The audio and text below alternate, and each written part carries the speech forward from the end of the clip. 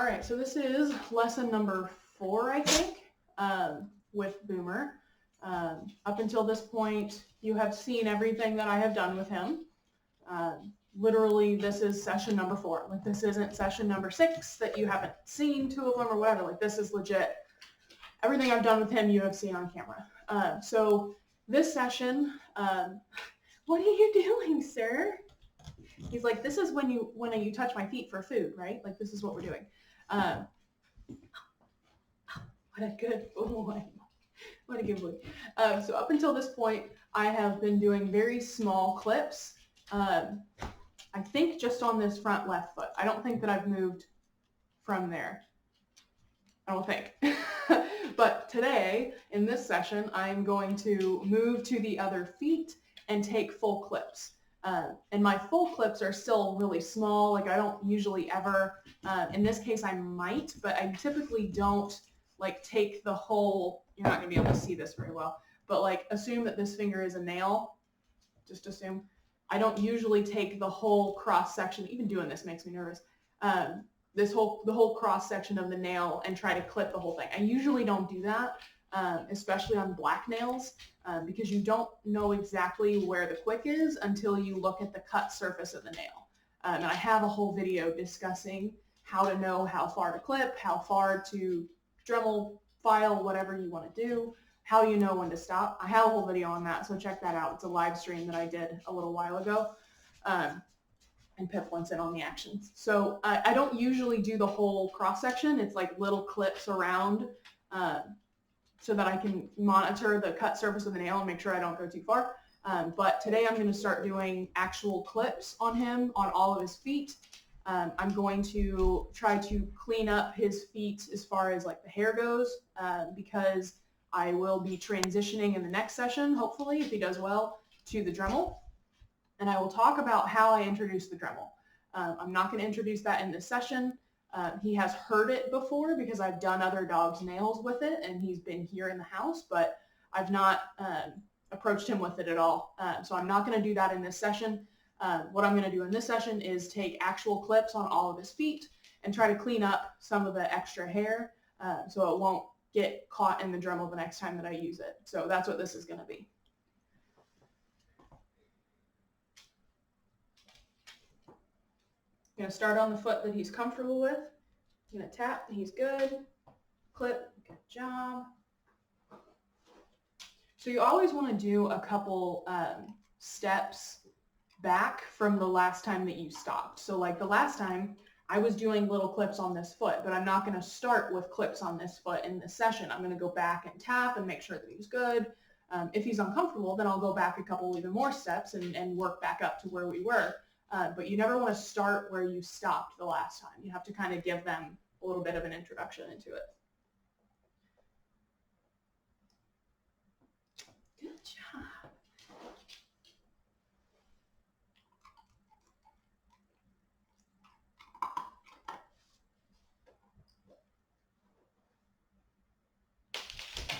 Let's get these dogs out of here. Thank you.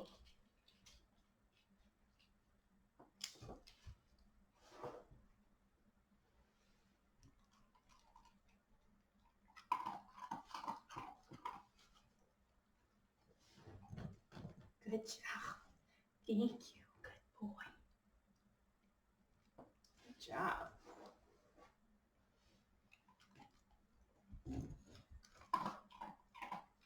So I think I did do one clip on his front right last time, didn't I? I think I did. I think I remember doing that. So I'm going to do a couple more on the foot that he's most used to, and then I'm going to move to other feet. Good job. And one thing when you do clip, you have to be confident about the clip. So like take your time to set it up and make sure that you're comfortable. And then once you actually start moving, you go fast. Like you are confident. You have to just clip. You can't go slow and careful through the clip. Like you have to go for it. Otherwise it's going to be a lot harder and it's going to pinch more than it should. So once you go for the clip, go for it. Good job, sir. The quick guard keeps moving in front there, and I don't like to use the quick guard. It doesn't actually do anything. It just prevents you from sticking the whole nail through. It doesn't actually prevent you getting the quick. And what I mean by the quick guard is there's this little piece of metal here that normally slides up in front, and you probably can't see that, but there's normally this little piece of metal that swivels around. I just move it down and I don't use it. It's my job to be the quick guard, not the tools. Good job, sir. Good job.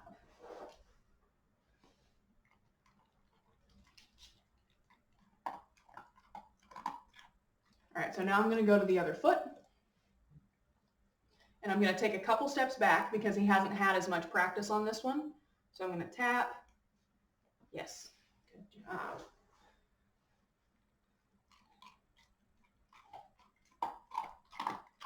And give him a couple seconds between reps. I don't want to just continually go real fast. Oh, you don't have a dew claw on this foot, dude. That's interesting. He has a dew claw on his front left, but not on his front right. Interesting. I wonder how that happened, sir. I'm going to actually clip this time.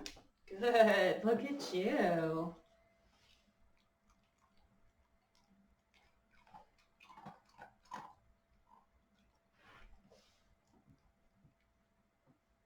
What are you doing, sir? He's like, no, you do this foot. Good. Look at you, sir.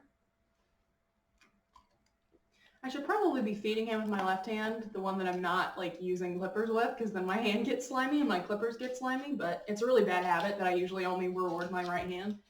That's legit like a bad habit. I shouldn't do that. Good job. So he's still, like when I clip, he's still wanting to kind of pull his paw away as soon as I clip, which is okay. It's just that's information for me that he's not entirely comfortable with this yet, which is fine. He's not giving me any stress signals. I mean, he's licking his lips because I'm feeding him. He's not panting. If he was panting, I wouldn't be super concerned because I always do this when we just came in from outside. That's not an excuse. Like, that's legit what I do. We go outside, we come in, and then we work on nails. But if he was, and he's licking me because I have kibble dust on me, but some stress signals that you could be looking for is like not wanting to look at you, like looking away. You can see the whites of their eyes, they yawn, they can lick their lips. You have to be careful with those stress signals because like I'm feeding him, so of course he's going to be licking his lips because I'm feeding him. And I think the male is here, so they're probably going to bark. Maybe. But yeah, so look for stress signals, not necessarily to stop when you see them, but to just notice them and not make it more difficult while they're showing you stress signals. You just kind of have to watch. I don't expect my dogs to never experience stress. I want to be the one that controls their level of stress. So I'm the one that applies the stress because I need them to, I need to teach them to tolerate and overcome stress. So in order to do that, I need to be in control of the stress level. So it's not that I don't ever want my dog to be stressed. It's that I need them to learn how to overcome stress. So in order to do that, I need to be in control of the stress. I hope that makes sense. What are you doing, sir? He's like, no, you give me that one. Like we do this one. Good job. So now I'm going to go to the back feet, see how he does there. It's very normal for a dog to really not mind their back feet, but be concerned about their fronts. I don't know why. Maybe it's because they're geographically closer to their face and they don't like that. I don't know why, but it's really normal for dogs to be better with their rears than they are with the fronts. With that said, I typically start with the fronts. I don't know why. In my head, it's always do the hard thing first and then the easy stuff is easy. But you can certainly make an argument for starting with the rears and then going to the fronts. Totally up to you. I don't know why, I just always start with the fronts. So I'm going to go to the backs now.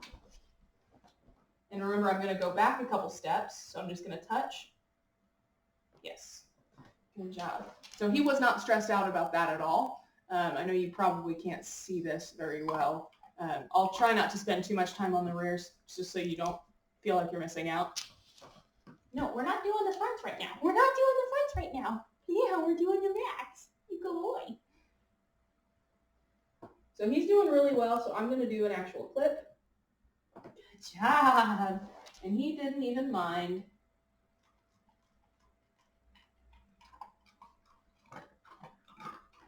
Skylar, this is not for you. Oh, man.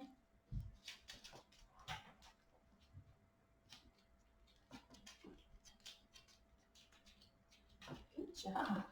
So he does not care about his back feet really at all, because I've spent the time and taught him the process with the fronts. He probably didn't mind his backs nearly as much as the fronts even when we started, but I don't have any like before footage because I don't like to stress the dog out on purpose just to get footage. Yeah. So, all right. So I'm going to switch gears. I'm going to do, I have some scissors here. I'm going to clean up his feet so that I can actually trim them with the Dremel without getting caught, the hair getting caught. So this should be fairly easy for him because I've spent the time making sure he's okay with his paws being handled. He's going to be a little weirded out because I'm using a new tool. But what I'm doing is I'm just trimming the loose, very long hair away from his nails so that there's less to get caught up when I go to use the Dremel.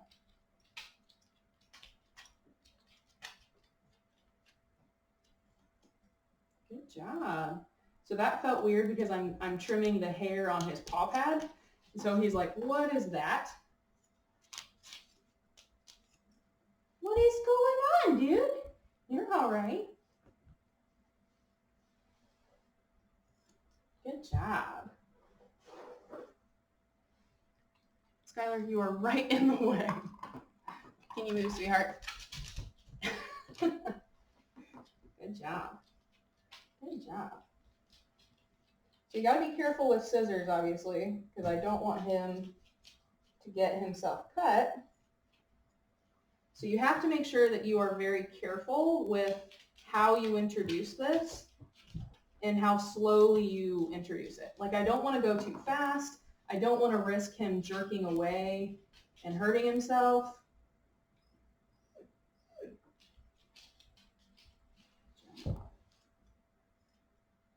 So he has quite the Grinch feet. He's got a lot of hair around his paws. And you have to be careful. You have to make sure that you pull back that hair to get a good look at the nail because his nails were super long, but you wouldn't know just by looking because he has so much hair to cover it. So I'm going to go to the other foot. He's like, no, we do this one. We do all of them, dude. We do all of them. Good job.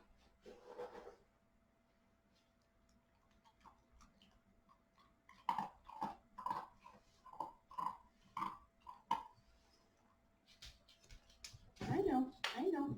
It's so weird. It's so weird. It is. Good job. So I'm not going to do all of this work on video because it's going to be boring, but you get the idea. I'll finish this front foot and then I'll do the backs off camera just because he obviously doesn't really care about his backs.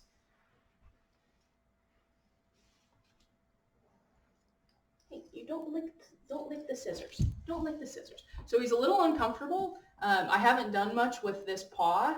So he's like, what is happening? So I'm going to go back and just rub his foot. Pull it out a little bit, just rub and reward for that.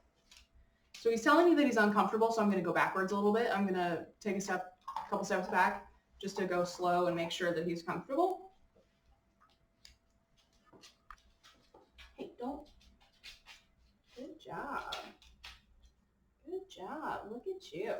So now I'm going to ruffle the hair back on the top of his foot. And you can do this with any scissors. I have actual grooming scissors. Because I'm extra. Skylar, you are in the way. Go lay down. But you can do this with any scissors, just make sure that they're sharp. Because you don't want to pull the hair, you want to cut the hair.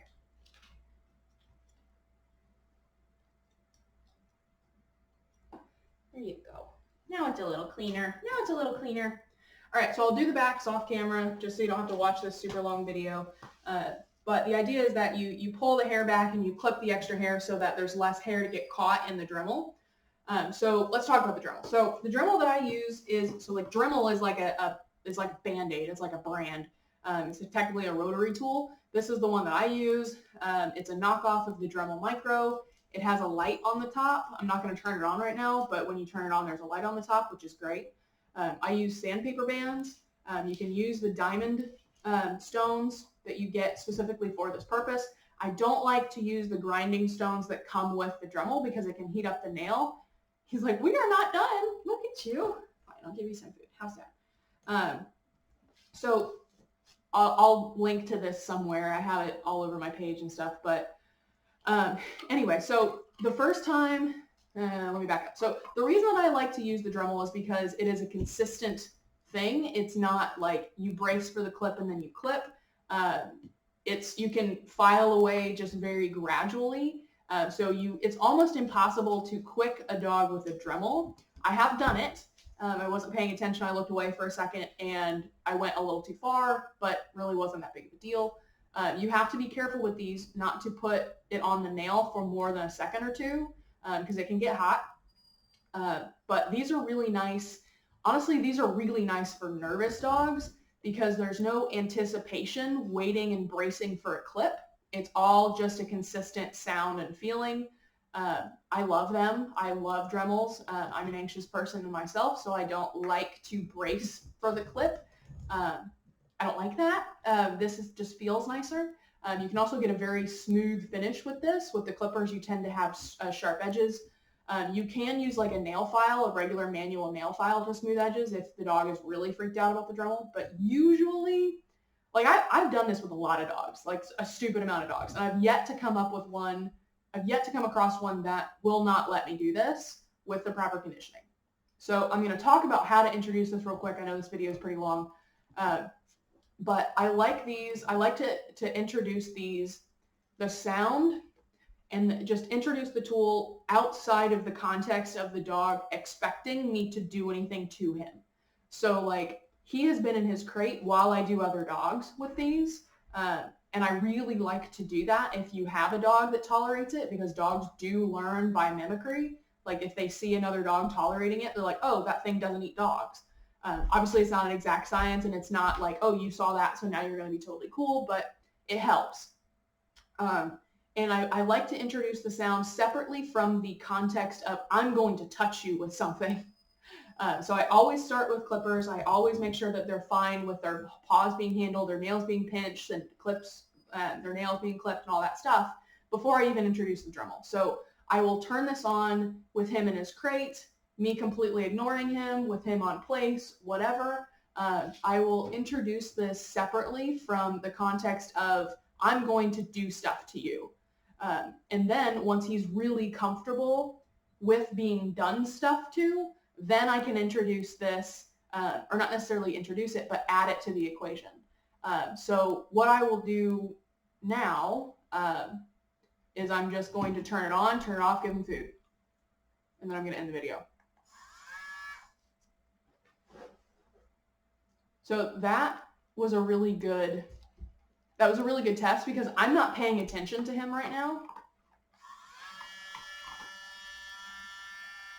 I can see him on the computer screen, so I know what his reaction is, but I'm not putting the pressure of this on him yet. So that's it. That's all I'm going to do right now. And then the next time I'll actually use this. But this is a good test of how concerned he is about the noise. Usually it's the noise that freaks the dog out. It's not the actual dremeling. So once you get past the noise, they're like, oh, okay, this is actually much better. So stay tuned for the next one. I'll probably do that tomorrow. I've been doing about one lesson a day, and he's been doing really well. So now off camera, I'll do his back feet. I'll clean up the Grinch hair on his back feet, and you'll see me again tomorrow.